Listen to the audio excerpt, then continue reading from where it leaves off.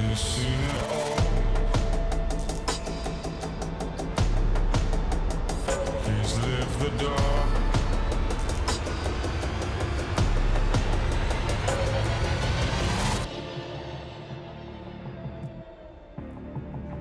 One man with so much power, so much power.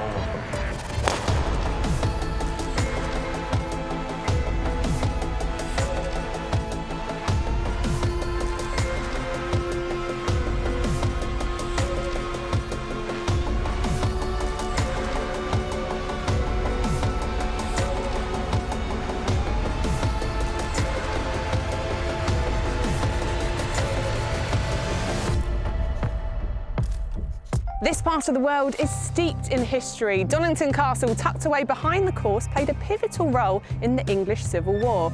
The castle endured a siege, and after 18 long months, Sir John Boys surrendered. The castle was eventually demolished. All that's left is the gatehouse, but the legacy lives on and provides the perfect backdrop for the second event on the PGA EuroPro Tour. And for some, the campaign started on Monday, and from a field of 68, 5 qualifiers emerged to compete in the main event. And we'll be catching up with them over the next couple of hours. I'm trying to just get some status on EuroPro. I've got no status at all. I've played well enough at this level for long enough that I want to push to get on to the next steps. You still get that competitiveness even on a Monday. Great being back playing golf, especially playing tournament golf as well. We'll be chatting to our hopefuls a little bit later on, but for now, Kit Alexander has been out and about discovering the challenges awaiting our qualifiers. How's the course playing this week? It's very firm, fast. With the pins that the PGA have set, it's going to be tough for the guys to get it close to the hole. So, yeah, it's going to be a test for them. The rough's up with the wet weather we had, then the sun, the grass has shot up. So, yeah, it's going to be nice for them out there. What's going to be the key to compiling a good score around here? I think it's a second shot golf course. It always has been. The guys that can control their trajectory into the greens. The bounces obviously can be a little bit inconsistent. If they're coming in high, they might sort of get a bounce on, roll out the back. So yeah, people that can control the ball into the greens and control the spin are really going to do well. Day one was profitable for an intrepid Monday qualifier, Greg DL. The Scot opened with a 64 to take a 2-shot lead, but was relegated to mid-pack next day by a totally contrasting 78. Another qualifier from north of the border, Jeff Wright, was on more of an even keel with rounds of 69, then 67 to 40's way into the final group, where one of his playing companions will be an Irishman attached to Shannon Golf Club. That's Daniel Brennan, who's dipped under 70 both days so far in reaching 6 under. But the inspired man they have to catch is the new course record holder, Roddy Vlasveld from the Netherlands, who followed up on a mediocre 73 with a truly magical 62 to grab the 36-hole lead. 10 under, I think, on pretty much any course is you don't really see that always, but I didn't really feel like it was that difficult. I wouldn't say it was easy because there was a bit of wind yesterday, but yeah, I just gave myself a lot of opportunities and made them. Going into the decisive 18, our very own Flying Dutchman leads by 1 from right, but only 4 shots cover the entire top 10, and that includes BRT, namely Brandon Robinson Thompson, looking for a birdie on the second. Here we go then, Gary. We are off and running in the Jessie May World Snooker Golf Championship of 2021. Yes, thank you, Phil. Lovely golf course here at Donnington Grove as we watch Brandon Thompson converting for his birdie. Looking very dapper, isn't he, Phil? Absolutely. Now, Vlasveld, the star of yesterday, has missed the first fairway. The reaction out of this rough, sometimes tough to gauge. Yeah, it is difficult to gauge coming out of the rough, and with the greens firm, running fast. This is a really good test. It's been a good test all week, and this final round is going to be great. So, from the middle of the second fairway, Will Ennifer, this par 5, launching it high. That's a fine approach. Yes, that's very good. Long hit. From fairway sand, not the start you want, all about the contact. This is Brennan. He will not complain about that in the slightest.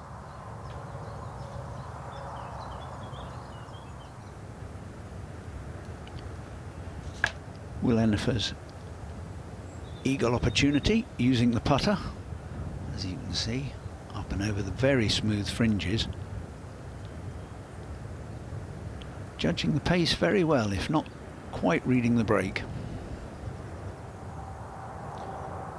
Vlasveld missed the cut in the first tournament of the season at Harleford. He'd like to do today what he did in the final round of the Q School. Shoot a 66. That would suit him just fine, unlike that chip which only just about stays on the green. Yeah, this is tricky. Big sort of hump to pop this ball over. And he made a good contact, but it was almost impossible to control. Chris Lloyd on the 3rd hole. Good player, Lloyd.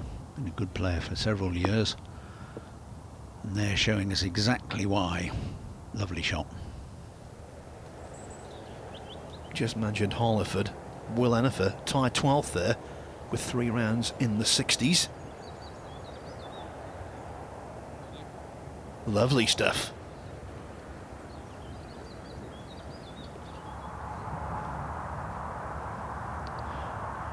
Vlasveld.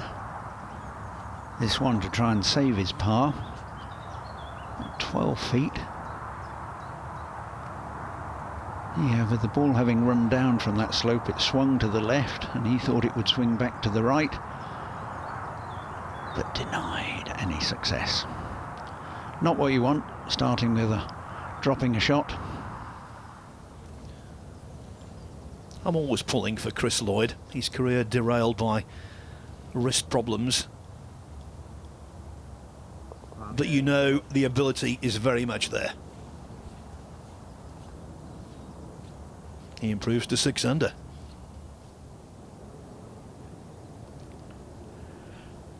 Conor O'Neill. His birdie attempt on the 4th. Yeah, beautifully stroked that one. And I think everybody will enjoy seeing how smoothly these greens are running today. Of course, in great condition. Now here's a fellow with a famous name, Sam Broadhurst, son of Ryder Cup star Paul, and winner of the Q School back in October.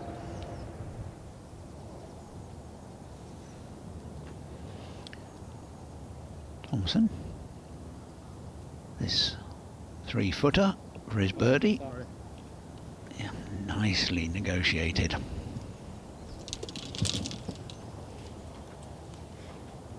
Cheers.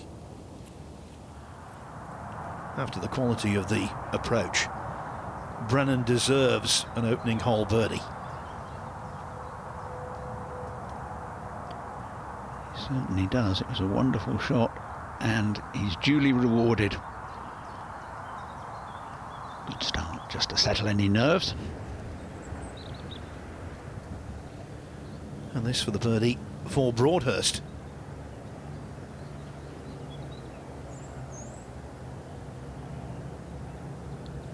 Watch out for him today and indeed throughout the season. Just like the first event of the campaign at Harleford a couple of weeks ago, this is a very tight leaderboard, with Vlasveld now tied at the top after that bogey, alongside Wright, one of our Monday warriors, as Gabby explains. At one stage, it was the qualifiers who threatened to run away with the event. 2 dominated the top of the leaderboard, and one of them, Greg DL, scored an impressive 64 on day 1. It wasn't all plain sailing for our 5 qualifiers. For Mark Brayley, the euphoria of Monday turned into despair on the opening few days of the main event. A round of 77 left him short. The 73 on day 2, not enough to save his tournament. Others thrived. Jeff Wright up with the leaders after 2 rounds. Greg DL dominating after an opening round of 64. Great being back playing golf. It's especially playing tournament golf as well. So the Monday qualifiers here definitely gave me something to play in and something to aim for, which is great because I missed the cut last year at final qualifying, so it's great just to be able to have a chance to get in the field. Tom Froome fared less well. 77 on day one left him with too much to do. The Monday qualifying is really good because you still get that competitiveness even on a Monday.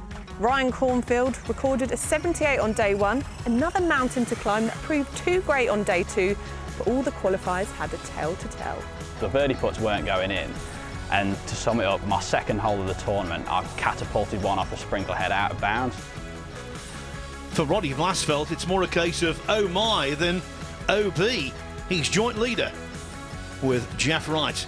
Both of them 8 under par, playing the second hole. A par 5, one they fancy making a birdie on. Wright got plenty of chase off his tee shot. I'm not sure he'd even have put it this far down the fairway. If you'd have asked him to walk out and place it, he might not have been that optimistic. As it is, 241 to the pin behind me on this par 5. It's playing about 10 yards uphill as well, so we can probably get a 3-wood, maybe even a 5-wood up there. This is a great opportunity to build on that fantastic up and down on the first with a birdie here at number 2. As we have a look at Daniel Brennan, his second shot on the second. See it curving. Has he overcooked this one? Yep, he has. See here, lovely balance, but just a little bit ahead of it with his body. Jeff Wright, born in Singapore but a proud Scot. Member of Forres Golf Club up in Moray. Now that course was designed by a couple of Open champions, James Braid and Willie Park. So he's well used to these fiery conditions.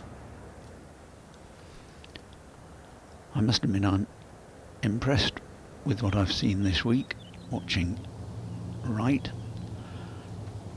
as we skip up to Chris Lloyd's third shot. The fourth hole here, par 4, so he'll have this one to try and salvage his par. Brennan from down below. Well, I'll tell you what, he's pretty nifty from sand. He played that great approach on the first from a bunker, and now that one.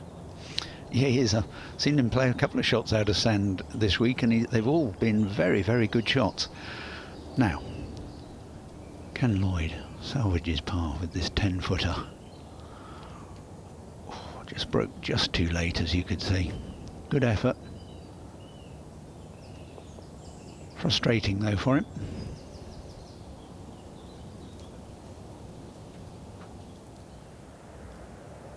Brennan has been on a EuroPro Tour leaderboard before, and he's certainly on one now. Moves to 8 under, the man who was tied 4th at Dudsbury in 2019.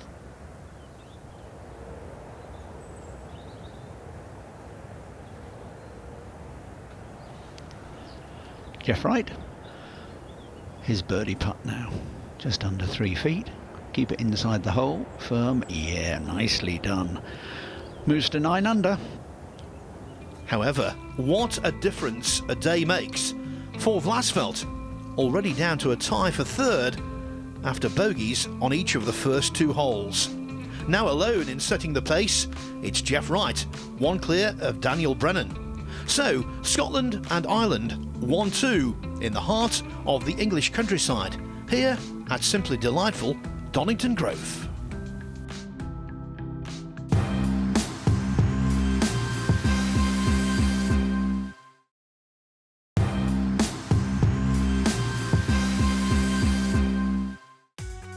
Welcome back to serene Donnington Grove Golf Club and the Jessie May World Snooker Golf Championship, where Jeff Wright leads by 1 from Daniel Brennan in the early stages of the final round. Yesterday, Roddy Vlasveld was the centre of attention after his course record shattering 62, and one of the perks of that terrific display was an interview with our own Kit Alexander. Roddy, you're a Dutchman over here in England on the EuroPro Tour. Tell us how you've got here and why you've chosen to play on the EuroPro this year. Well, I turned professional at the start of 2022, and that didn't last very long. I think I played 2 or 3 events out in the Middle East on the MENA tour, and then I sat home for a year or so. And then, well, I was planning on playing all the Q schools for the mini tours, and then I got full card through Q school, and then I just didn't go to the Alps tour because I felt like I just wanted to play on here.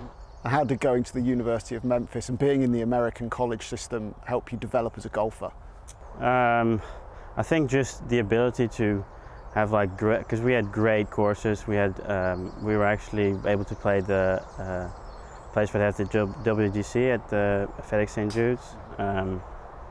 So that was one of them, and then the other 5 was pretty much the same quality, and then we had our own range, so you could literally spend hours there and do whatever you wanted, and that just kind of gave you the facilities to get good. Mm-hmm. You started this season with a missed cut at Harleyford. What did you work on in the 2 weeks since then? I spent some time at my coach's last week, and we worked on the swing a bit, and to be honest, it wasn't really that bad. It just kind of never clicked, and even the good stuff was in the wrong, like the ball was in the wrong positions, and yeah, it never really felt that bad, and it kind of showed yesterday. And a magnificent course record in the second round, 10 under par. How does it feel to have that course record in your ownership now? It's nice. It's I've always wanted one, and this is the first one, so hopefully one of maybe more, but yeah, it feels great. And what are you going to do to make sure you can follow up that exceptional round yesterday with another good one today? Just do the same thing, trying to do what I think is right, and then we'll see what happens at the end of the day. And how do you feel about being the leader going into the final round? First time in a professional event, so it's a bit nervy, but I'm just going to try and focus on what I need to do. I'm afraid, though, Vlasveld's gone from inspiration to perspiration. He's recorded bogeys on each of the first 2 holes today, and it's not looking good on the 3rd either.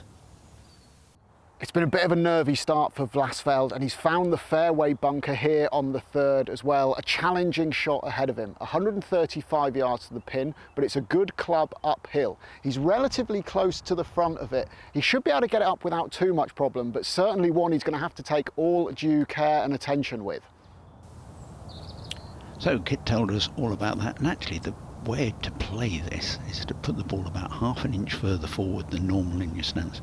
But you need just a little bit more wrist action release to get the ball up quickly, which he did, but that's the difficulty. So let's have a quick look at this 4th hole. A good straightforward par 4, a lot of trouble on the left. These bunkers that we're just going past don't really interfere with these players. Tight down the left, as I say, a little bit of room out to the right.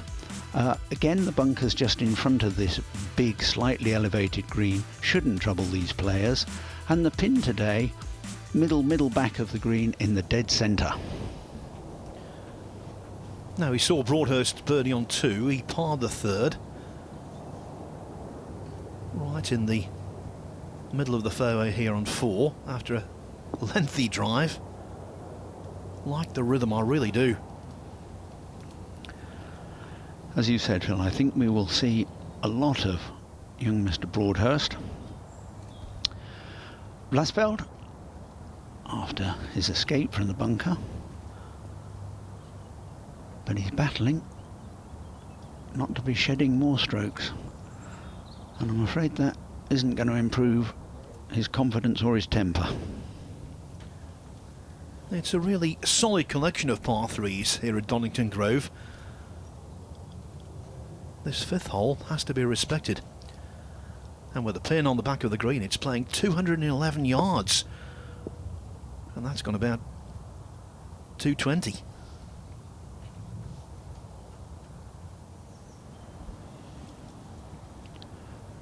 Back to the 3rd.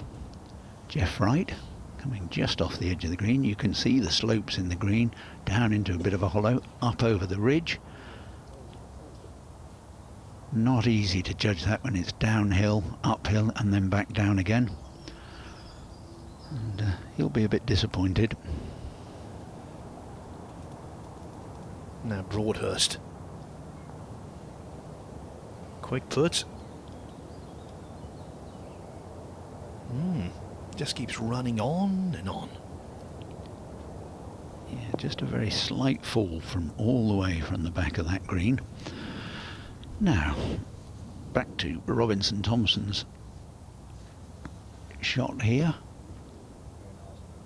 And again, when you go long with not much to play with, that I have to say was a very good shot. Well done, sir.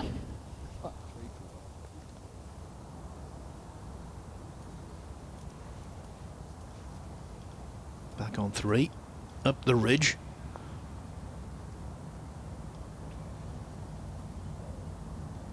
You will see that putt left short very often.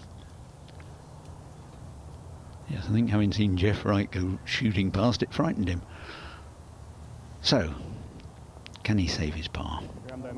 Yes.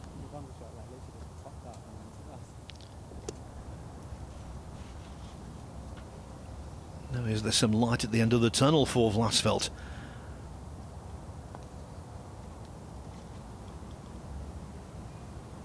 The birdies of yesterday have been replaced by 3 consecutive bogeys. Would you believe it? Yeah, I guess, you know, for anybody who's played professionally, when you lead your first tournament into the last round, those first few holes are critical.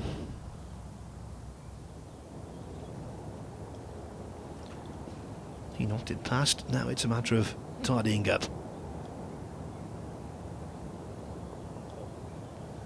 Nicely done for the young man who quite recently finished in the top 20 on the Challenge Tour in the Czech Republic. Jeff Wright, just on the right edge of this hole, should see the job done. Oh, it was just a little bit more than that because he hit that exactly where I thought it needed to go. So one slips away.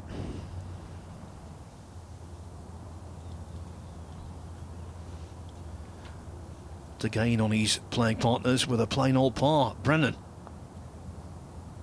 And that one just dives to the right.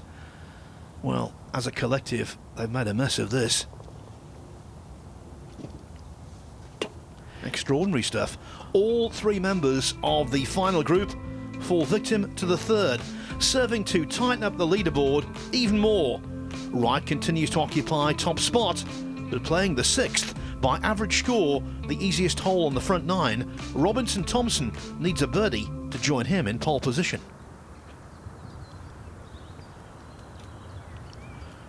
It's a good driving hole, this 6th hole. Fairway's much higher than the tee, and it's very easy to stray off to the right. But he's found the perfect spot off the tee and a fantastic shot into that green on this par 5. Could set up a lovely eagle. Ennifer, who was knocking on the door in 2019, a couple of second place finishes at Portal and Studley Wood. I really like the freedom of his swing.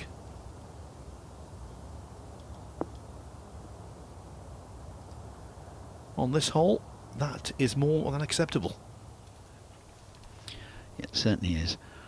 Again, these players are so fit, so strong, and Ennifer had a good swing which he's building on over these years. So 4th hole, Jeff Wright, 2nd shot. Can he find the centre of this green where the pin is? Oh my goodness, gave Kit a scare there. We're paying him danger money. Long of the 4th green here, and Wright is going to need a lot of finesse to get this little pitch close. It's not a bad lie, but it is off a slight downslope. That's going to make it come out a bit lower than normal, and he's short-sided. Not a huge amount of green to work with. Very subtle upward slope in the apron, so if you land it on that shaved bit of grass, it's just going to pop up in the air.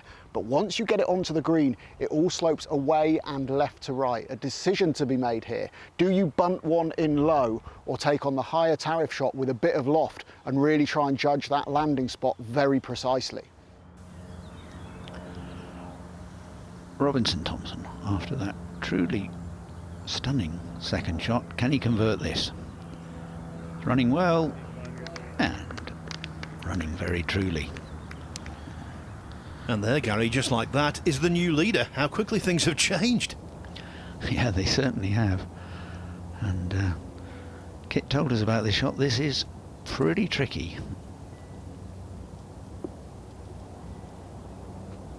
Right, opting for the very elevated route. Slid the club right underneath it. Threw it in the air and not very close.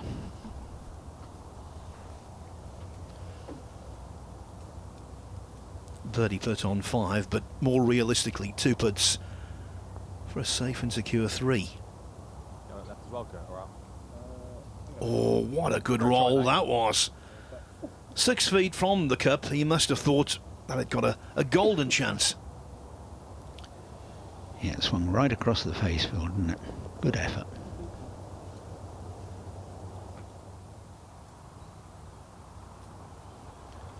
Now, Robinson Thompson misjudged his tee shot on the previous par 3, the 5th. What about here at 7?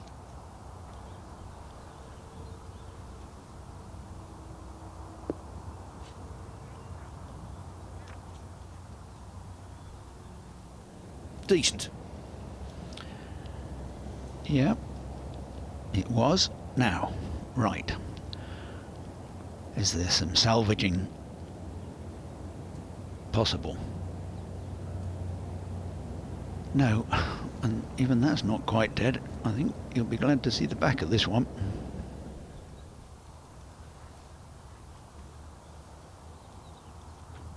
All about commitment to the pace here.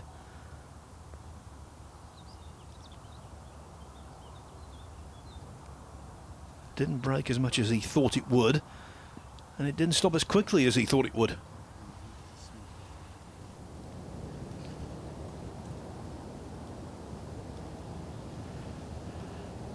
Jeff Wright, what you see in front of you. But sadly it's for a bogey. 2 shots gone in 2 holes.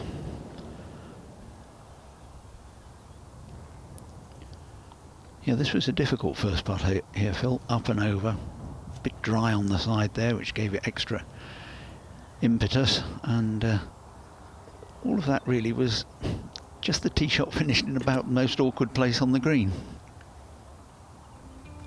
Enifer, Q School Kingpin, Broadhurst, Brennan and Wright are just 1 off the lead. But stylishly setting the pace is the former USC Aiken pacer, Robinson Thompson. Now, talking of stylish, how about this from Gabby? The history comes thick and fast here at Donnington, and it's no surprise when you look at this magnificent Gothic building behind me, which dominates the grounds here. Built in 1763, it was formerly the home of the Brummel family, most known member being Beau Brummel, who helped define fashion in Regency England. Do our field for today's event live up to his reputation? Let's go and take a closer look.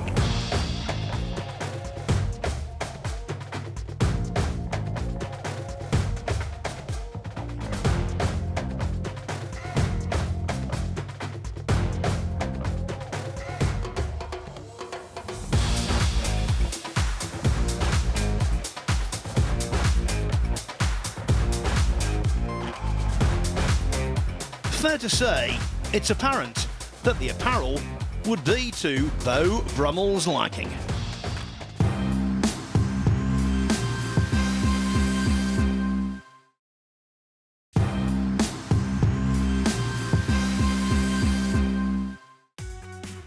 The second tournament of the new EuroPro Tour campaign is turning out to be super competitive, with a chasing group that features a regular contender, a Monday qualifier and a Q School graduate.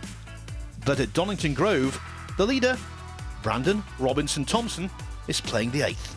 Also down on this demanding par 4, in the thick of the action as usual, is Kit. The 8th is a beast on the card at over 460 yards, but it plays severely downhill. As you can see behind me, that is a really steep slope. The tee shot, you're over the brow of it, so it's difficult because you can't see exactly where your ball's going to be landing. You've got to pick a line, stick to it, and commit to that shot. Once you're in play, again, you're playing off a steep downslope into this beautiful bowl of a green. There's that long bunker on the right guarding it over there, but the pin for the final round over on the left-hand side, pretty accessible if you get your tee shot away. You could see a few birdies here, but if you're wayward off the tee, trouble is lurking. Well, this is a fact, Gary. There have been more bogeys and double bogeys on this hole than any other on the front nine this week. Yeah, it's interesting, Phil, because on the tee it's wonderful view, but as Kit said, you just hit off into oblivion and have to pick something. And a lot of the players strayed too far to the right and got behind the trees. As we scoot back to the fifth, Roddy Vlasveld, his tee shot on this demanding par 3. Down. Yeah, good length, but a long putt, slightly over and along the ridge. Be interesting to see how he deals with this in a moment or two. Well, he's just made his first par of the day and another green in regulation there. Robinson Thompson struggling for par and 8 though. Yeah, catching that bunker down the left side is very, very steep face.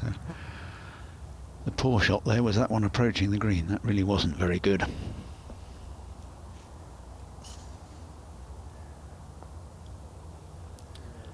Vlasveld up over the ridge, running a little too boldly. Ooh, it really has been a tough day.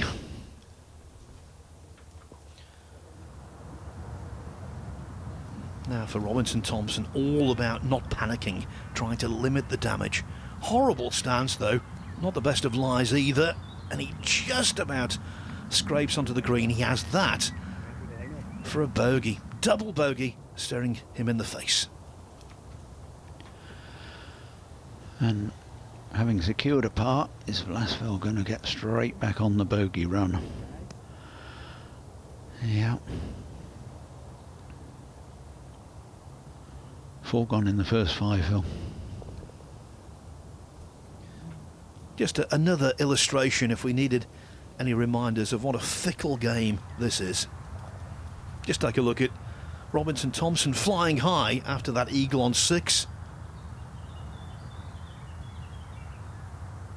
And then reality check. Bogey, double bogey on the next couple of holes. Yes, frustrating, but you have to sort of balance out the score, I suppose. Robinson Thompson's tenure at the top was short-lived, and his troubles at the 8th see him replaced at the apex by 4 golfers: Enifer, Broadhurst, Brennan and Wright. Now here's John Morgan to dissect an upcoming test. Here we go, guys, at a massive risk and reward hole, the 9th, a par 4, 335 yards, this little beauty. Swings round from right to left as well. You can have a pop at this, I really do, but I just think 9 times out of 10, thread it between those bunkers. You can take them slightly out of play, carrying it about 211 with like a 4-iron or a 5-iron for these lads, and that'll only leave you a wedge in. But I'm going to give it a go with a driver. There is a bunker guarded out on the left-hand side as well to boot though, but it's a bit of a figure of 8 green with a big tier in it. But I'm going to give it a go anyway with driver. Tee it high and let it fly. Come on, let the dog see the rabbit. Now look at that. Couldn't hit that much better. It's a slight draw. Probably overcooked it slightly down the left-hand side, but that'd be interesting to see where that's finished. I don't think it's too far left to find the trees. But let's go out there and have a closer look, eh? Well, I tell you what, looking in hindsight, I wish I took my 4-iron off the tee and played up to a good yardage, because ball's come down the left, not quite found the sand, which would have been really handy, would have been able to get the spin, and I'm on a massive downslope. Now I've got to get my weight with it, go with it. If I try and help it up, I'll hit behind it and I'll scull it over the green. Strong pin today over on that left-hand side. Gonna try and play one for you now. Not easy, all my weight on my left. Pretty much I could nearly take this off and keep it there and play the shot. But look at this. I mean, 1 out of 10 might get up and down, but from back there, you could probably think I might get up and down 8 times, 7 times from 100 yards. Now come on, here we go. Well, I played a good one, flopped it in the thing, hit the flag. Oh, just runs past. But look at that. 25 now feet past the flag. I wasn't going to do that from 100 yards. it'd have been within 10 foot all day long. Now, taking John's advice to play it safe, Glaswegian Conor O'Neill, who, Gary, is only 2 off the lead. Yes, he's going along quietly and nicely, and oh, look at that. That's amazing. I mean, it was a very good shot, but hit dead on the pin. I'm very pleased for him. He's had a very tough year this last year as Conor O'Neill. Yes, poor Conor has lost both his father and an uncle. Now, O'Neill on 9 could not have been more accurate. You can't say the same for Robinson Thompson. So here we are. Look at the 8th from this elevated tee. Beautiful, beautiful view, and you're picking something on the horizon to aim at. Got to be careful not to go too far down the left, because that bunker we're just passing will catch you. More of the players, if they stray offline, tend to favour the right, but then they can get stymied and blocked out by those trees. If you find the flat, you're looking straight down onto this bowl of a green, but even from there it's not easy to find. Broadhurst knows all about being in the heat of battle when his father, Paul, won the Senior Open at Carnoustie in 2016. Sam was on the bag. What an experience for both of them that was. But that wasn't his best by any means. There we are. Always nice when you can reach in with your fingers and pick out a golf ball that's been holed from the fairway. Good eagle. Which certainly improves the scorecard. So, Brennan Thompson, again from the fringe, bobbling and jumping.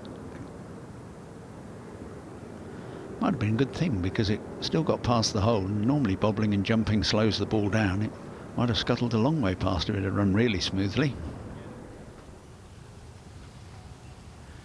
There you see, playing with Broadhurst, Dermot McIlroy and John Parry, a man who's never missed a cut in all the time he's been playing the EuroPro Tour. What an achievement that is. I get the impression the way he played that, the way he dug at it, it wasn't the best of lies. No, I would imagine, although we didn't see it. I think coming from that height with the fairway so much above, I should be surprised if that wasn't partially buried. Brennan, tee shot on the par 3 7th. Yeah, good shot, but again in that awkward spot with that hump in the green. Broadhurst looking to remain bogey free for the day. Oh, the bad line, the bunker, then thinking he was robbed on the putt. Walks off 8 with a really frustrating bogey.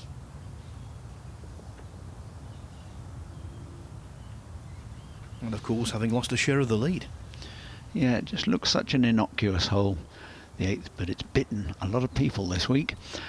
Brennan, where we saw his tee shot, opting for a little chip. Judges it very, very, very well. That was good, because he had no more than a square foot to land that on, and he did so. The musical chairs at the top continue, with Brennan now installed as the target man. One to the good from right, O'Neill, and a player well accustomed to seeing his name on a EuroPro Tour leaderboard, Will Enifer. Will, lovely start to your round. How do you feel things are going for you? Yeah, it's definitely been a different test the last few days. Got off to a nice start, birdie 2, but then it's really been just a bit of a grind the last few. Just tried to change the game plan here, a bit 3 at the green. I think I've gone a little bit left, but I do think a couple birdies and I'll be right in the mix, yeah. Tell us how the course is playing today. It's the wind, like the course is firm as it is, so the greens are firm already and the fairways, but the wind is just giving that extra element of toughness. Are you going to be keeping an eye on the leaderboards to find out where you are, or you just stick to your own I haven't processes? yet. I'm just trying to, I think today that, I mean, across the course of the week, the scoring hasn't been great, so especially today, with it being a bit tougher, I think if you just look after your own stuff, the result will look after itself. Great stuff, lovely things so far, well done. Cheers, Kit, thank you. Daniel Brennan, looking down on the green from the centre of the 8th fairway, towering shot into the green, and half a club short. Also in the fairway, Wright, former Scottish amateur international.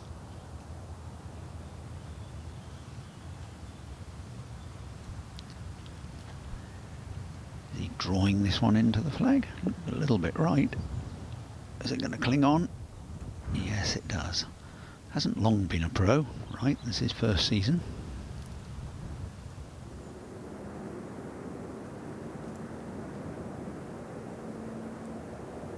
So after the 3-wood off the tee, Enifer is restricted to doing just that.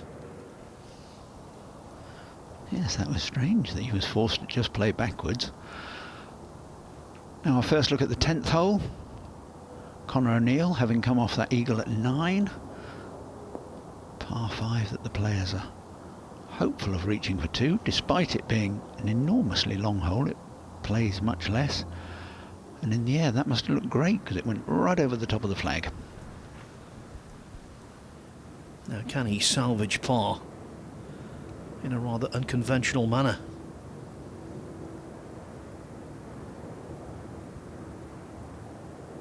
All bogeys are to be avoided at this level, but on a 329 yarder they really sting. They certainly do. Robinson Thompson, middle of the fairway. You could do with just steadying the ship a little. Yes, nice one. Uses the shoulder. It's a lovely day, but will lightning strike twice? After the chip in on 7, can Brennan make birdie from off the green again? Tell you what, no. Just ran out of pace. That was a pretty good roll. It was, he had a good line. Yep. Conor O'Neill now, again from one of these beautifully manicured fringes. Runs onto the green well. Yep, very tidy. Should tickle that one in a moment or two's time. Now if Enifer could pop this in, it would feel like a birdie. Left to right. Oh, just low. He will hate that. Yes, it's as John told us earlier, risk and reward, and he paid a penalty for the risk.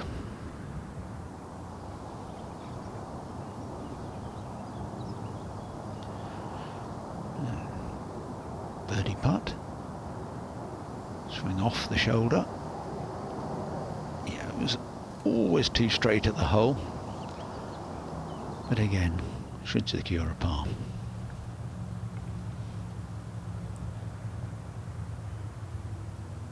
This will take some thumping up the hill. Nicely done.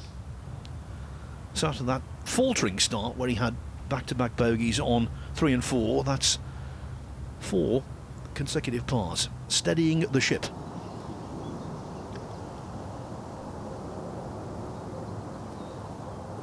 Just under 3 foot. And a par secured.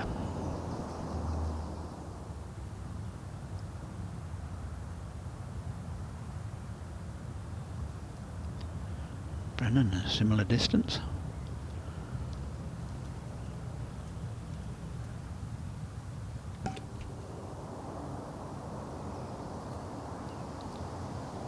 A birdie and a par so far on the 10th this week for O'Neill, and that's a second par, so he's right there after that shot of the day so far on 9. Battling back from a wrist injury that required surgery in 2018, Derbyshire's George Walker is making his presence felt. O'Neill and Wright remain tied second as Brennan seeks to increase his lead.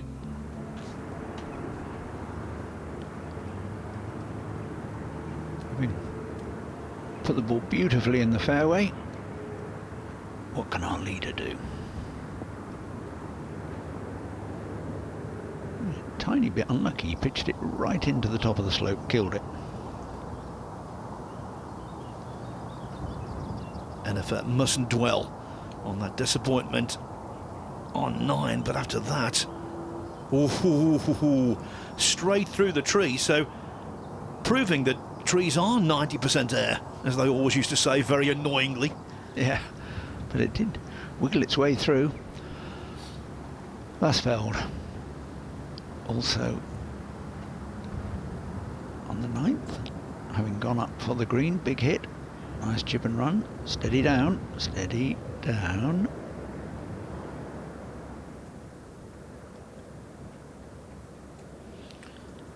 Yeah, nice contact, but just a bit firm.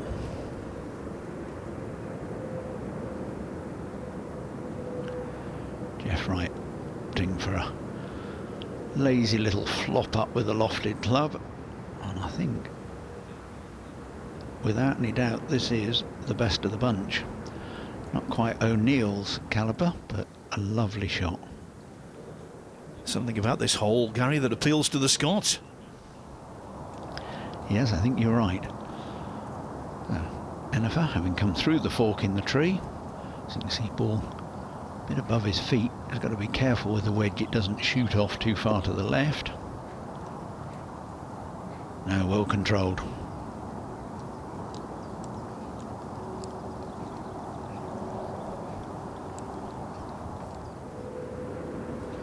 Now this is a man, Vlasveld, who's had a hole-in-one on a par 4 at Valle Romano in Spain.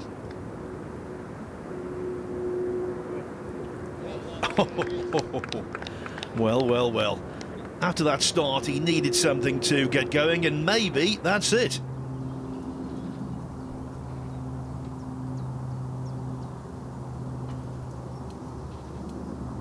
Enifer's birdie putt. Reasonably flat, then it just goes up a little bit to the hole.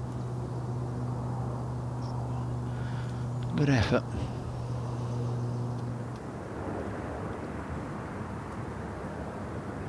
So Vlasveld's in for birdie. Wright looks like making 1-2. What about the full house supplied by Brennan? No.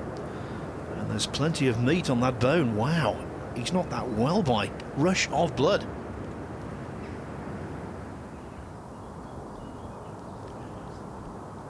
Sam Broadhurst now going for the green. Lovely look there. Ball beautifully followed through the air.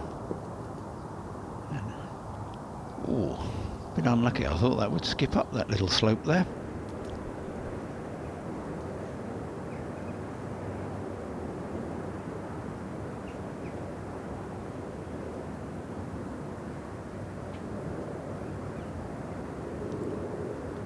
That will hurt.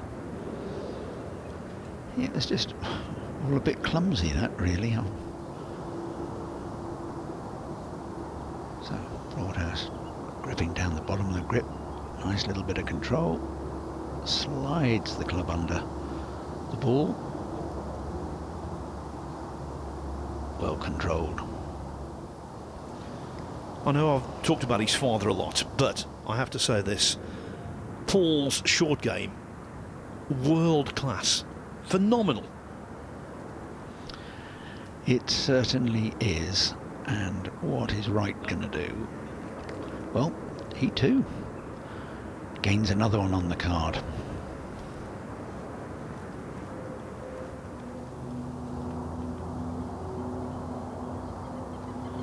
The quality of the chip deserved a birdie. And it's forthcoming. Well done, Sam. This really is the very definition of a fluid leaderboard, as Brennan's galling bogey on a birdie hole sees the Irishman leapfrogged by Jeff Wright, thanks to his tap-in 3. That sees the 28-year-old qualifier regain his place in the driver's seat, with the back nine of this, the Jessie May World Snooker Golf Championship, about to unfold. After the break.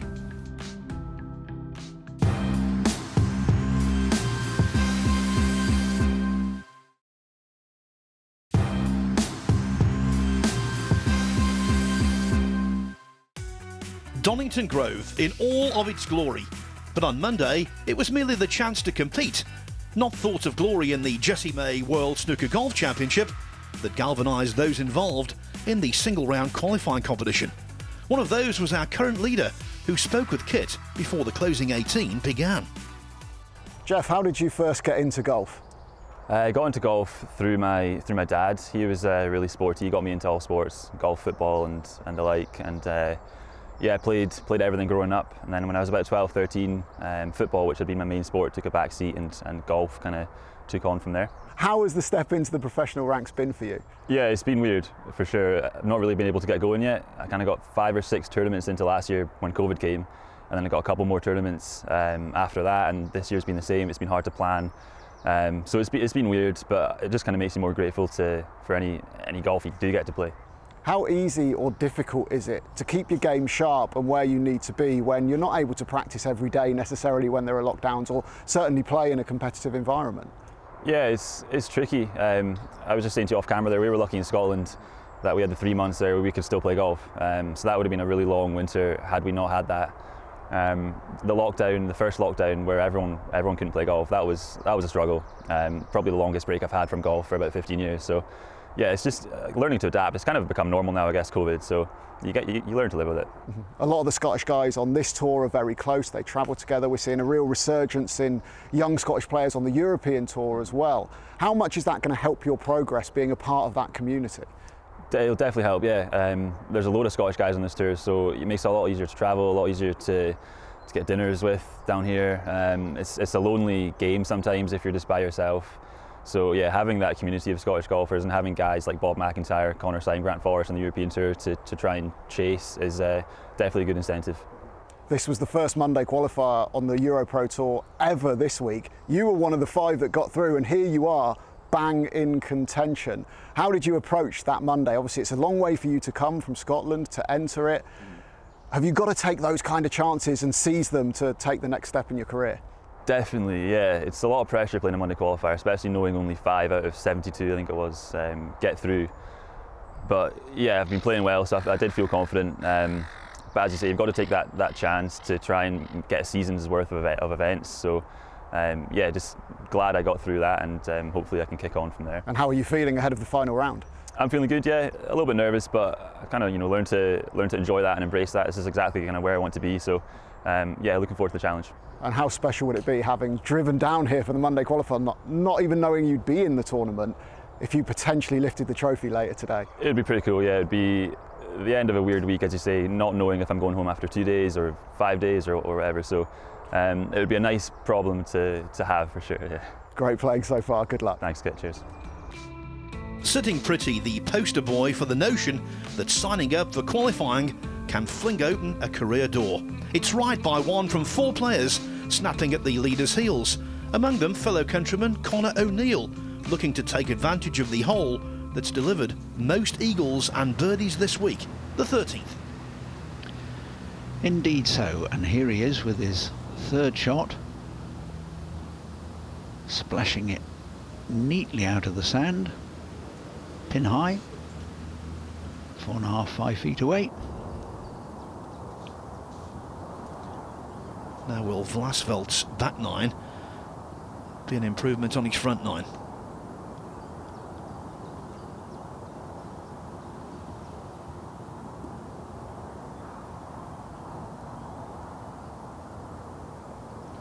Not a bad leave, just short left. O'Neill. This for more glory. Oh dear. I don't think it was a mishit. I think he thought it would just move from the left. Look at it. Deep sigh. Now this is a man who I firmly believe will be in serious contention to be number 1 on the road to Alcanada come the end of the season. John Parry. He's there or thereabouts every week, it seems. And that stat I was saying earlier, Gary, he's never missed a cut in all the time he's played on the EuroPro Tour. That's worth repeating. It is. It's tremendous, but very experienced golfer, very, very good player, John Parry. Now, Jeff Wright, who I enjoyed listening to there, very articulate.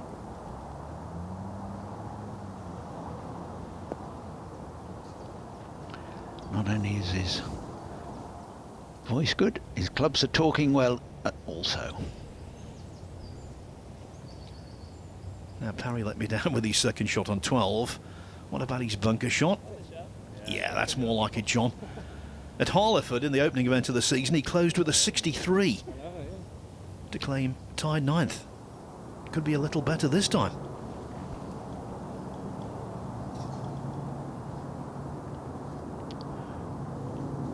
Brennan, 4th shot, just off the edge of the green. Plenty of green to work with. But his touch around the greens has deserted him.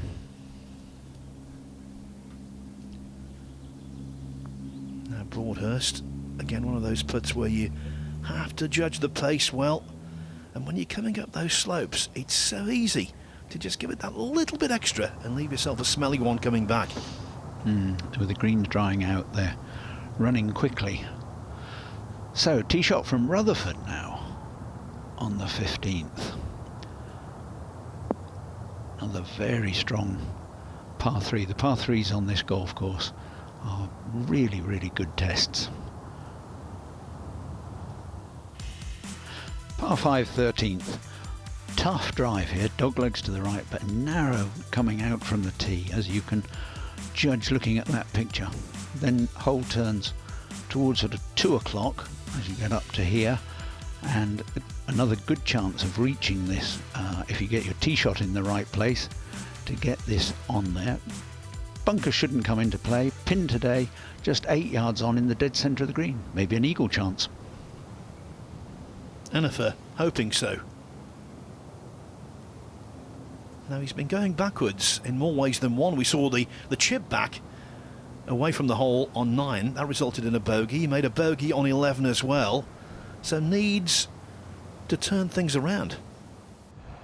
Vlasveld chipped in on 9, but this one is a lot tougher. As you can see, there's a lot of thick grass around that ball. It's going to get trapped, so controlling that launch and trajectory is going to be really difficult. Nowhere near as much green to work with either. It's uphill. He's got to go with loft here to have any chance of stopping it close to that hole. Yes, as Kit said, this is one of those that you've got to keep your mind clear, because you can have all sorts of negative faults just looking at this one.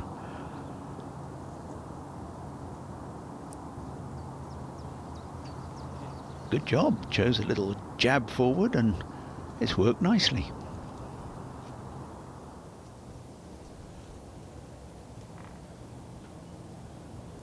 Broadhurst having just knocked his approach but slightly past. Shouldn't be an issue. Never in doubt. So this is quite a EuroPro Tour debut. Now Jamie Rutherford, 4 birdies, 1 bogey so far, so stealthily he's right there. Yes, he's another one that's snuck into the frame. There's left a little bit of work to do there on the 15th.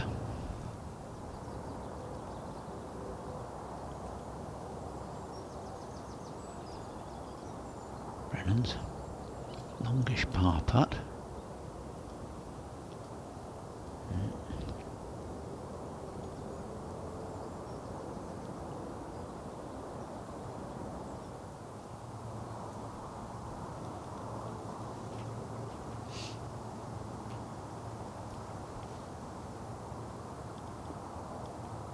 Wasn't that class? Fantastic shot from Will Enifer. He returns to 6 under. Jeff Wright. This 9-footer for his birdie. Just crept over the edge. So remains where he is. It's one of those tournaments, Gary, where no one can seem to get it by the scruff of the neck. Now Rutherford's another one in that contending pack, but this has to go in.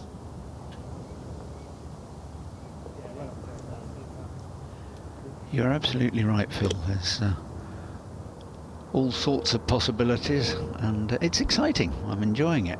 Now, can Vlasveld, after that good little bunt from the front of the green, secure a birdie? He can. Oh, a little bit of relief for the young Dutchman.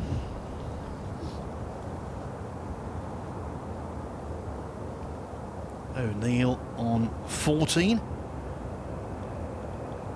Oh, his star continues to rise. The man who has been in contention before, he was third at Brocket Hall and Camberwell Park in 2019 and fifth at the Tour Championship. What we've just seen gave O'Neill a piece of the lead, but only briefly, because a birdie on the tricky 11th has served to vault right back to the head of affairs. That said, no one on the leaderboard can be dismissed. Conor O'Neill's tee shot on the 15th. Towering shot. Just a little long. Oh, it's nestled into that thicker grass. Just pulled him a fraction. Birdies either side of the turn on 9 and 10 have seen Vlasveld somewhat rejuvenated. Oh, and that was nearly good. A couple of extra yards in the air. That would have been quite close. But it's a 2-section green and you need to find that back flag. Otherwise you're faced with a really tough first putt. Sam Broadhurst out of the shadows of the tree. Just keeping this one down at the start. Nicely done. Playing for position. Leaving himself a nice wedge approach.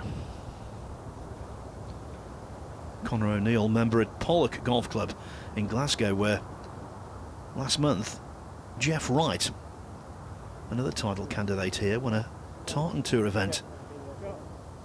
Maybe this is going to be O'Neill's day.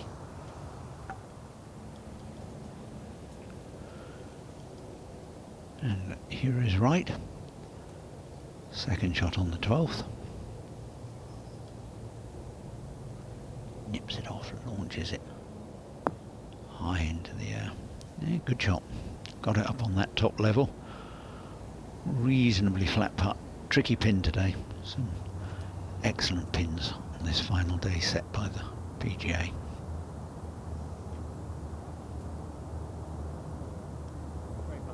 Nicely done. Now it's on to 16. Well, you can see at 16, that's the tee box back there. It comes round the corner, a little bit of a dog leg from right to left, and the camber of the fairway slopes from right to left as well. That's going to help you. You can aim down and right with a little bit of draw. I slightly overcooked it. You can see the green in the distance, and I'm going to experience now what this rough is all about. Now, it's some thick stuff. It's probably about halfway up my leg. It's only just gone in, but you can see it's down, deeper and down there, and I haven't got much of a shot. I've got some trees impeding, bit of wind off my right hand side, which is going to help me a little bit, but I've got all these bunkers. I've got to try and just, well, try and get over it and get a nice big hard bounce up onto that green. Not going to be easy. Hopefully I'll get that turn of the club face in this long grass, but here we go. Whew. Well, there we go. My goodness, that was thicker than what I thought. Dangerous stuff, this rough, and that is now gone in that front right trap. Now I've got a devilish 30-yard, 40-yard bunker shot. Tell you what, do not go in this rough. George Woolger has found the short and pretty grass. His second shot to the 16th. Woolger moving along very well today. Brought him right up into contention. Another one pit high, nicely played. Yeah, playing 7 groups before the end. One of the best players on the course in the round that matters most. Now that was Enifer. That's left going left, and with it naturally lengthy.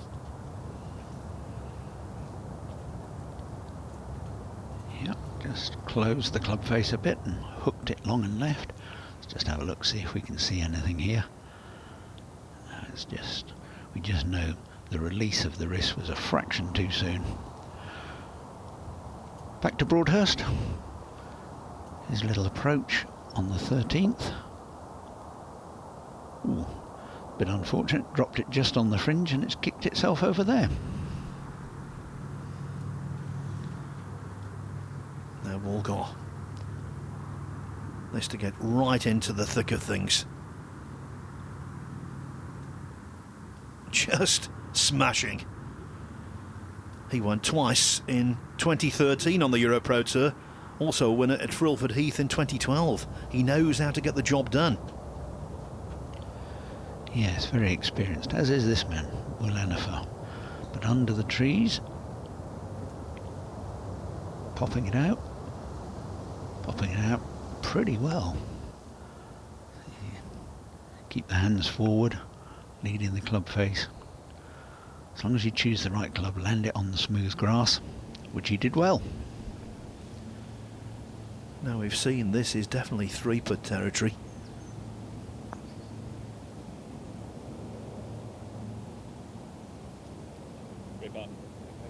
Well, one of his playing partners said great putt, and you cannot disagree. He'll stay at 7 under. I think that bad start, bogey, bogey, bogey, straight out of the traps, you can put that down to not being accustomed to holding the lead. Absolutely. I've always, for most people, you lose a couple of times before you learn to win. And Broadhurst, that was unusually tentative.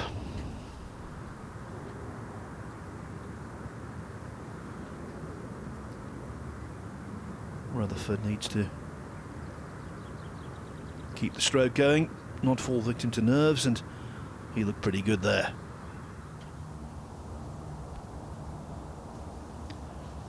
Enifer, can he save his par from about 9 feet?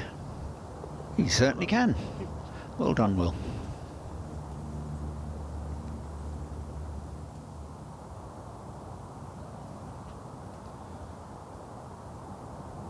After that wafty first putt, Broadhurst made us sweat a little, but only a little. He sticks at 7 under.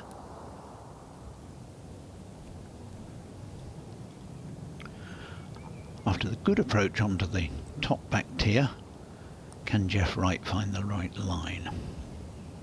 Indeed he can. Oh, moving forward.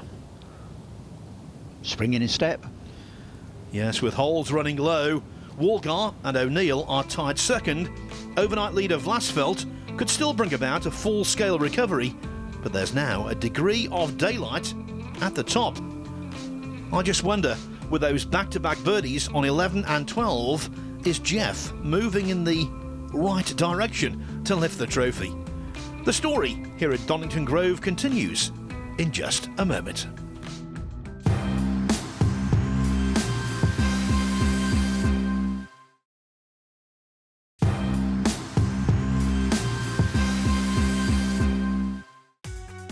The final day of this Jessie May World Snooker Golf Championship has been compelling to watch, and given what's so far transpired, more shifts in momentum can confidently be expected. As it stands, Jeff Wright finds himself in front by 2 from a couple of challengers in need of closing stretch fireworks, namely Conor O'Neill and George Walgar. Another great opportunity for birdie here for Woolgar on 17. He's left himself 20 feet, just slightly up the hill, and a hint of right to left break as well. I think if he sets this out on the right edge and he's quite aggressive, he could ram in another one. It tells us all about it. Was George Woolgar listening? Can he convert?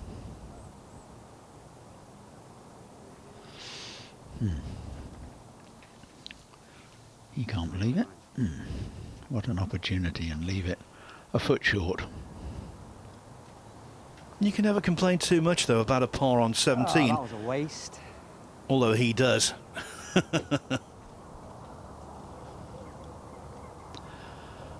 So Vlasveld, a little bit of trouble on the 13th. Still in the sand and playing his 5th shot on this par 5. Which again looked as though it needed a bit of digging out. I must say, I really do like the rhythm of Broadhurst's swing. Just cutting that one in. and a birdie chance. 18th tee now. George Walger. Just ideally slide one down the left-hand side, maybe with a touch of fade to the right to find the centre of the fairway. Started it down the left, but didn't get quite enough turn on it. Lovely wide takeaway. Good balance, very good shot.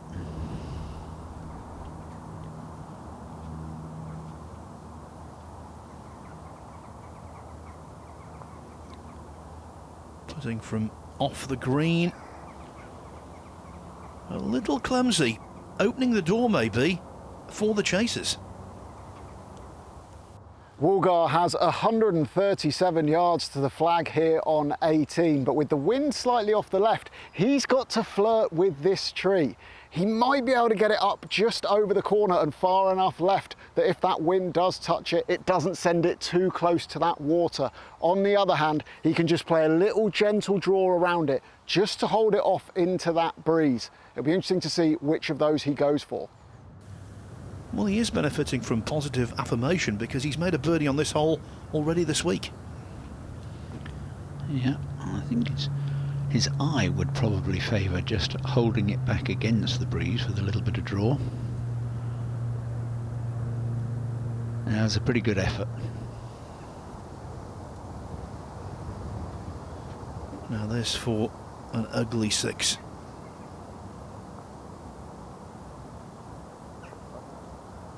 But look, on the bright side, it could have been a whole lot worse.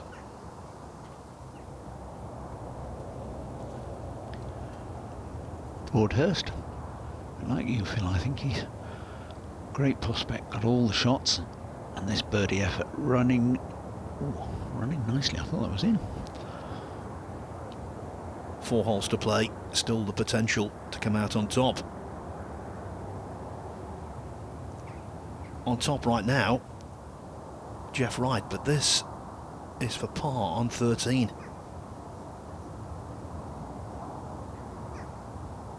Oh, potentially a 3-putt from the fringe. That could be quite costly.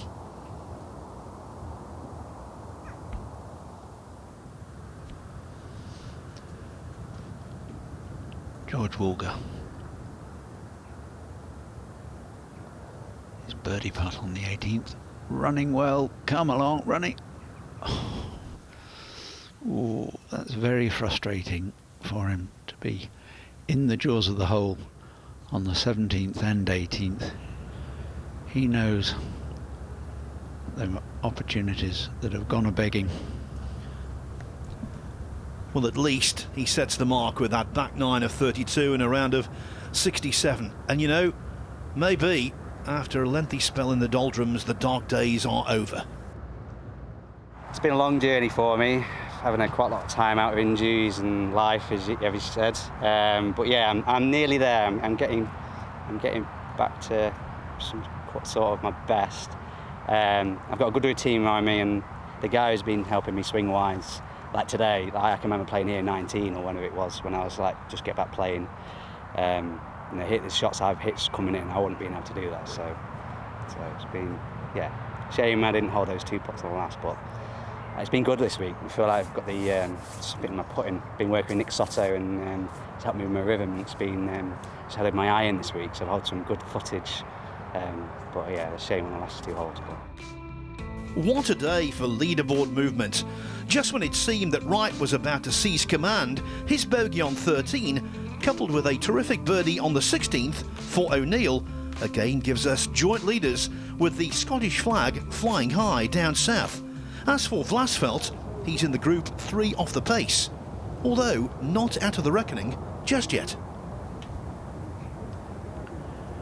No, still in with the shout, Phil. And that's a good shot right over the top of the stick. Gonna be a little bit of a swift putt though, back down off that slope. Nice rhythm, easy rhythm. So, Ennifer on the left-hand side of 16. blocked out behind the trees.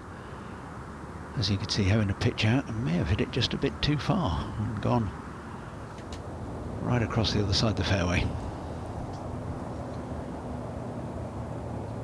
A1 position for Wright on 14.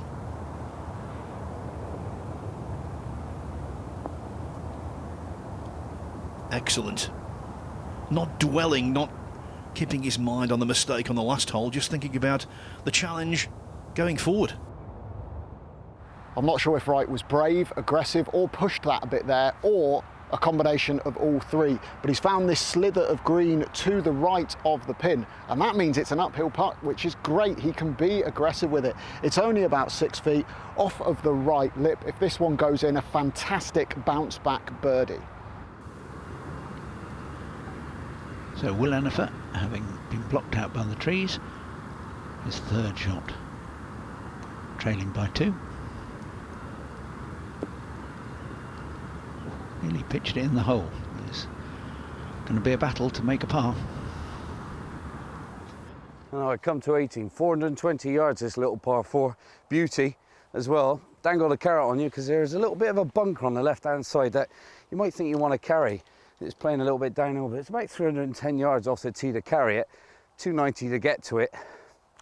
Fairway runs from left to right as well, but I think if you needed a par all day long, you're going to hit a long iron off this tee. I can go straight at the green. It should bounce to the right hand side, which would be handy. Right then, 3 iron. Pressure's on. Come on. Slightly leaking to the right, but it shouldn't be any problems at all. Nice bounce. Ah, very kind. And there we go. I think just on the right side of the fairway. We'll go up and have a look. Come on. I mean, what an inviting second shot here. Just that raised green. I love a raised green. Just makes you think you've got to hit your number. Accuracy, length is a must. Got that bunker there as well, short and left. I'm just aiming at the right side of that. Let the wind do the rest and feed it towards that flag. Pressure's off. Playing away from the water. Control your breathing. Smooth swing. Oh, baby. That is right on my number. Look at that, just drifting now on the wind. That should feed right down towards the flag. 2 putts from there, or even hole it to win it. Champione, 18. Now, what would Conor O'Neill give for something like that? Quite a bit unsure, Phil, but I think he'll be quite happy if he can hit a shot like that right over the flag. Yeah, just making sure he gets it on the dance floor. Give yourself a chance, which is what he's done. All kinds of ups and downs for Vlasveld. And you still can't write him off. No, he's been entertaining to watch.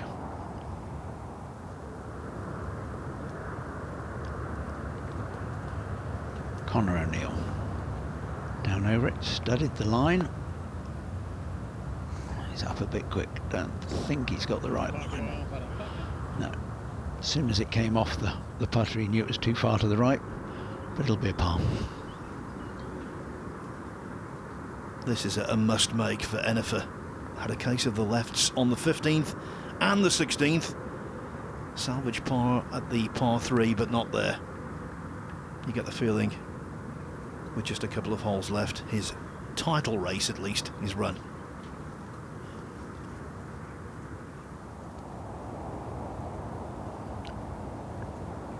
Jeff Wright, after that very attacking approach shot, this for his birdie.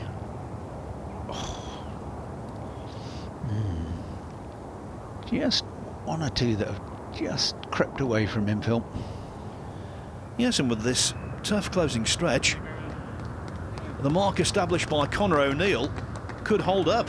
A round of 68 today, and he's been the best on the par 4s all week. 8 under on the par 4s, 3 better than anyone else. Has he done enough? Well, the mark's been established. For O'Neill, it's now a matter of waiting. Will he be pipped? Has he done enough to triumph, or for the second tournament in a row, will the regulation 54 holes be insufficient to determine a Euro Pro Tour winner? The answers from Donnington Grove are coming your way after these.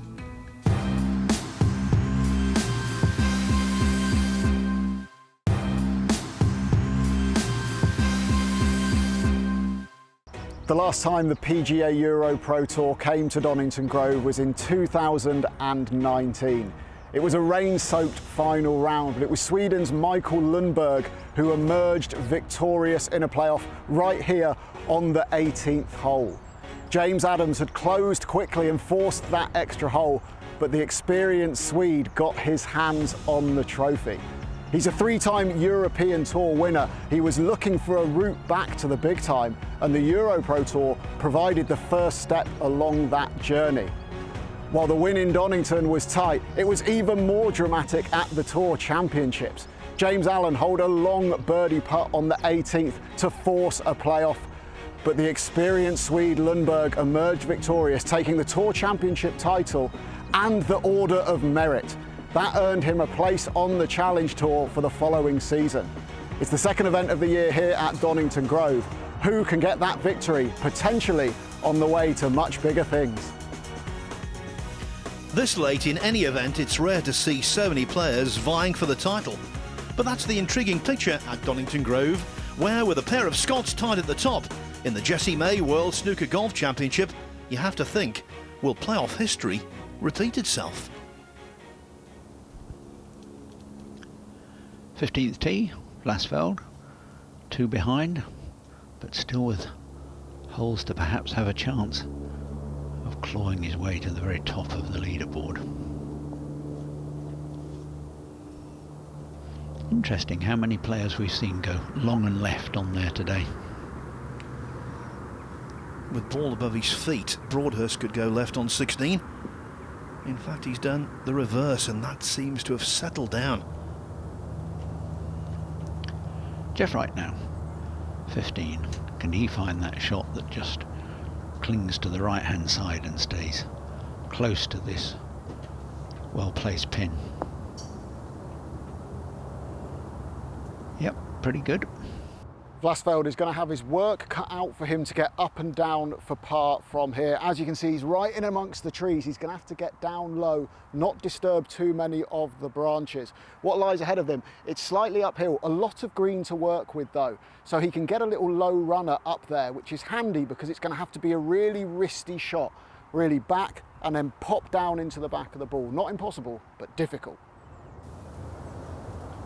Well, we saw a really good par save on this hole from Will Ennifer a while ago. Can Vlasveld do the same? There was the pop that Kit talked about, but not the pace in the ball. John Parry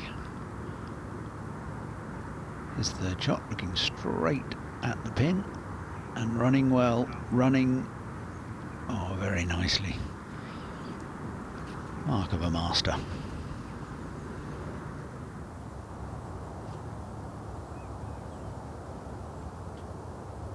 Now, if this finds gravity, it would be priceless.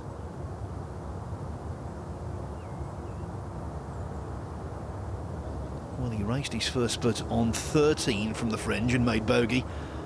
Doesn't make the same mistake twice.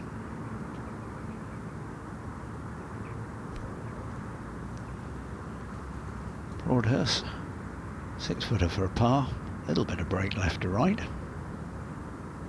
Yeah, nicely done.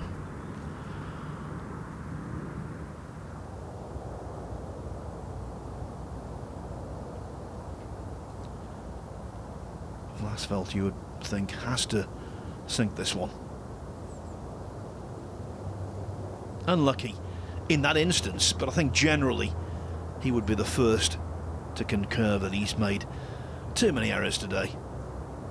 Fought hard, but too many errors. Quite right, Phil. And if it might feel similar, particularly with the back nine. There's too many little mistakes. But What can he close out with on this 18th? Yeah, good shot, safe, pin high. Now here's the lowdown on 17. Toughest hole on the course. Fewest birdies this week. Most bogeys.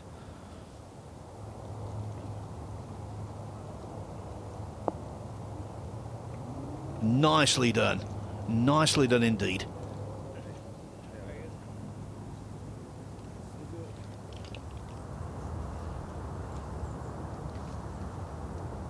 Jeff Wright.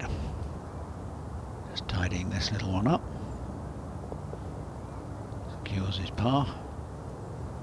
Stays up the top.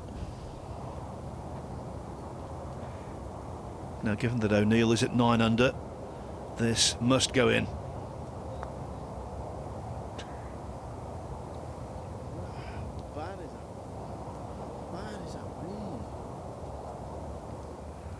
How bad was the read, said Sam Broadhurst. It was pretty bad.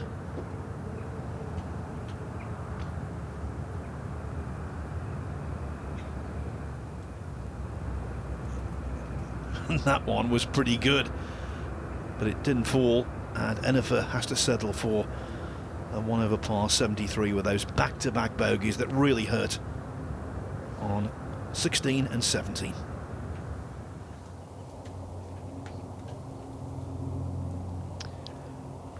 Broadhurst tidying up after his poor read. The number of realistic title contenders is rapidly dwindling. The lengthy wait of O'Neill continues. His attention and that of Kit is focused on the fortunes of Wright, about to play his approach to the 16th.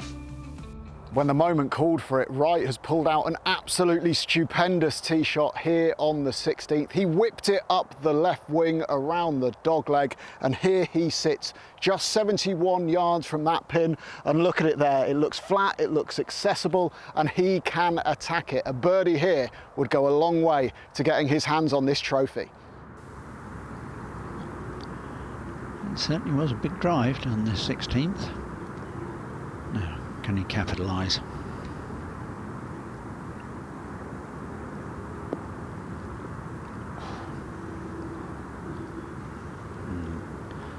He might almost have been a bit too close there, couldn't get enough spin.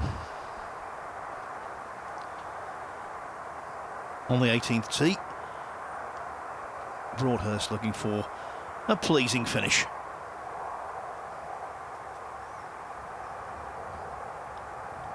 Well, it skirted its way through the trees, and that's not too bad in the end.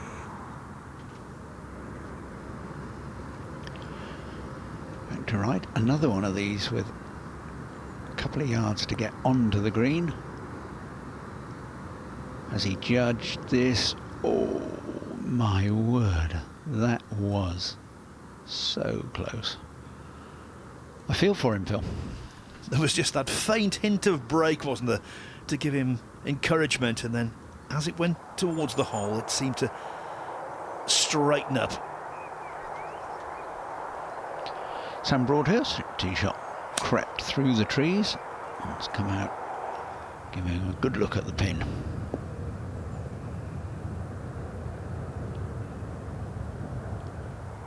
Good shot, that's not very far away, even though it's off the green. Pin only about 3 yards on the green there today. Penultimate hole.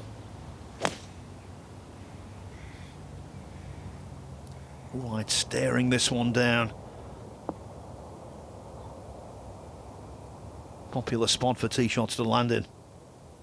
That back left pin is proving difficult to access. How it should be in the final round. Wright has 50 feet for his birdie putt here on 17, but he would be more than happy to take a 2-putt right now, I can tell you. It is a tricky one. First third of it is slightly uphill and moving a touch from left to right. Then as it just gets over the brow, it picks up speed and will probably move a little bit from right to left as it gets towards the hole as well. His pace control will have to be spot on here. The last thing he wants is a little nervy 4-footer for par. Here we go then. 15, 16 yards, up and over a ridge. Double breaker, as Kit told us.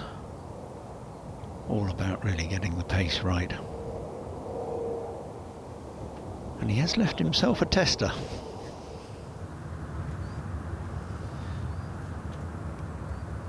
Now come on, Sam, finish in a blaze of glory.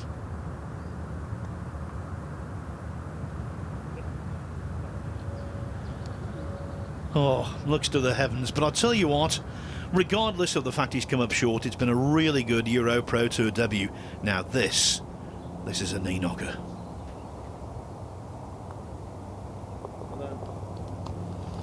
That was really good, rock steady, nerves of steel there. Now Conor O'Neill keeping himself loose, probably expecting there to be extra holes, I think. Now, right out with the iron. Key is finding the fairway. Sounded a great crack, that. Really did sound as though he caught that right off the button. When he has done. That's a big hit with an iron. This is a really perfectly balanced swing. Great strike. Into position A. Fabulous. And maybe it will be fabulous for Sam Broadhurst next week at the third event on the calendar at Camberwell Park. Here, though, he leaves the stage to a couple of Scots. This is the moment that you spend the time practicing and grinding on the range for. Jeff Wright has 130 yards into the 18th. He knows a birdie will win it for him.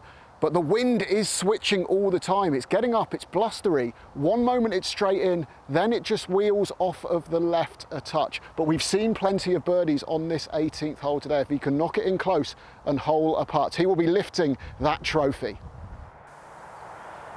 So will Wright be as aggressive as he was on the 16th? Only about 3 yards of green to the right. Doesn't want to let it slide down there because it'll kick down towards the water. It's an attacking shot. Oh, it's just exactly as Kit said, the wind swirling. He's just come up short and now it's kicked down that bank. That is going to be a very difficult chip, Phil. And the stock of O'Neill has just risen considerably.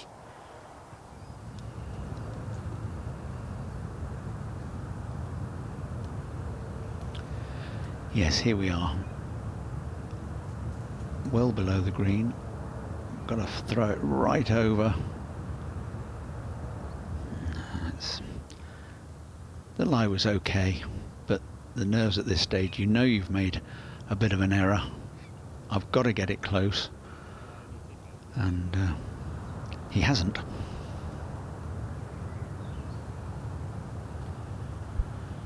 So this to extend the competition's got to go in. It's running well. Oh, it just straightened up there. That was a bit unlucky. I thought it was coming in. It's a shame. He'll feel terrible.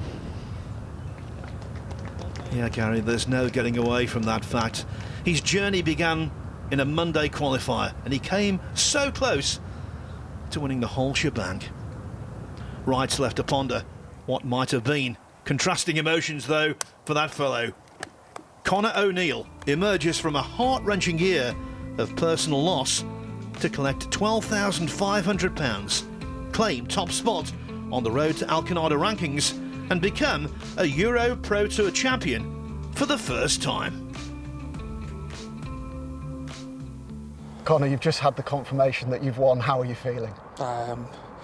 In shock, I think, a wee bit. Been trying to win it here for ages, and I've had the worst time of my life in the last year, and I don't really have any words. I'm just so happy. Wish my dad could be here and see this, and he deserves this more than me, to be honest, for what he done for me. And Conor, he'd be so proud of what you've achieved today. Just to focus on the golf for a little bit. How aware were you of how much in contention you'd got yourself? I was aware. I don't know, my attitude is, I've been unbelievably positive, and that's kind of held me back in the past. My temper and my my mental side of my game, so I had a complete 360 and I just went for everything, to be honest, and I am so happy that it's paid off. Out of darkness comes light. An understandably emotional Conor O'Neill, the Jessie May World Snooker Golf Champion. Who could possibly begrudge the Glaswegian glory at Donnington Grove? Next time, we're on to another regular EuroPro Tour venue, Camberwell Park. Hope to have your company for that. But until then, it's goodbye.